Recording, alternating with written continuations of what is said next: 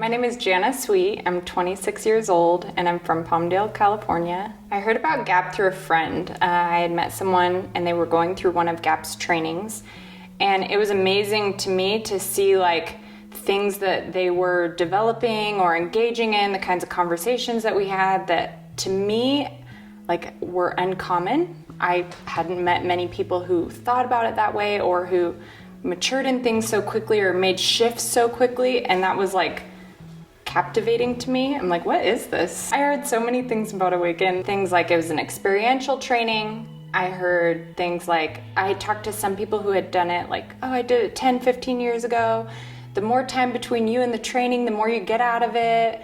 I heard that it was a lot about participating. I heard that there was good feedback. I heard a wide range of things. So I was very curious because I didn't know what that would look like, or what would you go through that the more time between that point and where you are now or 5 years down the road, the more value you'd get out of it. I had been to lots of trainings, lots of conferences, things like that. And in my experience, a lot of times it was a high and then it kind of faded out, or, oh, that was a cool thing I did a few years ago.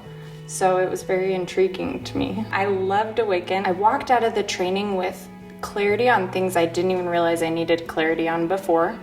I walked out with courage to risk in areas that I realized I hadn't been risking, or I had maybe resigned in life. Okay, I'll kind of settle for this. And I didn't even realize I had lived quite some time with that being okay.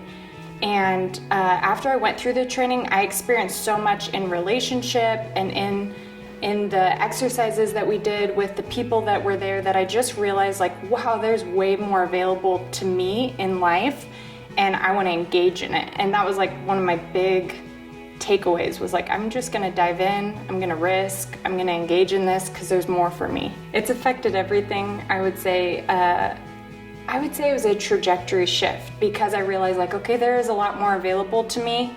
I realized I had done well in work, had good relationships with my family.